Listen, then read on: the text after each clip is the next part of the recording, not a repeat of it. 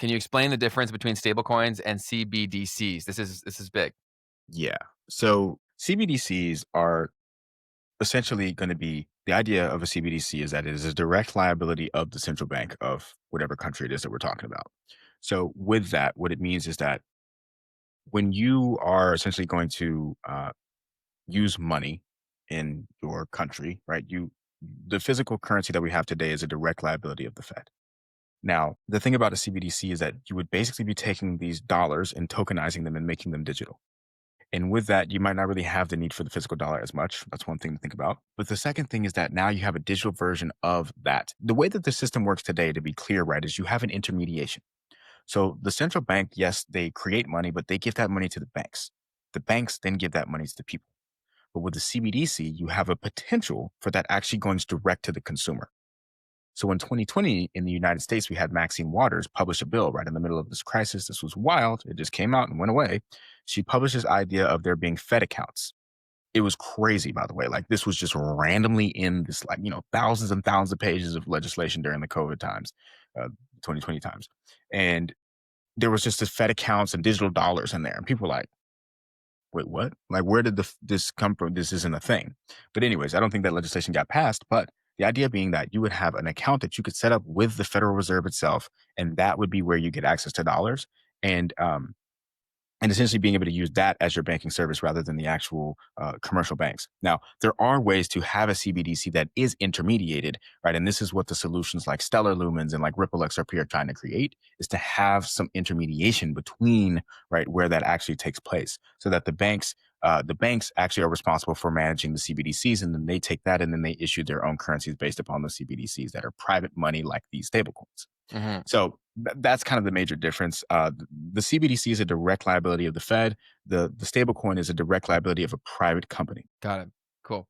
I do think that stablecoins are going to become a far bigger thing in the very near future for all the things that we've mentioned. And I also think that Trump's been talking about how he would give what was the terminology that the money that he gave to people during COVID. What were those called again? I'm sorry, say that again. When Trump just gave people money during Oh, the COVID. stimulus checks. Yeah, stimulus checks. And so I would not be shocked at all if he gives some sort of small amount of stimulus through the vehicle of a stable coin to basically usher in adoption of that, right?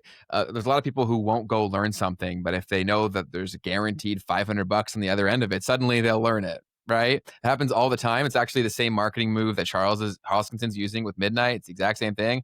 I would not be shocked at all if in the near future, especially when it's coming for important milestones for Trump's continuation of getting more power and everything, I do think that he'll probably announce some free money in the form of a stablecoin. I would not be shocked to see that happen. Yeah. And then so the major concern for the CBDC, by the way, is like if the Fed has complete control over the money system in a digital format, then we could potentially move into a world where um, our transactions are all traced for one, and then also potentially controllable. Like the same concerns that we have with Tether around, like, oh, they can just freeze and seize assets whenever they want. Well, if you gave that directly to the government, well, they could do a whole lot more than just seize and freeze. They could put time limits on the money. They could encourage certain types of spending and discourage other types of spending. And quite frankly, like the technology that I'm seeing built out is kind of designed to create that kind of a world. Exact situation. um, so imagine having a world where the money supply, right, and interest rates are set algorithmically by economic activity, right?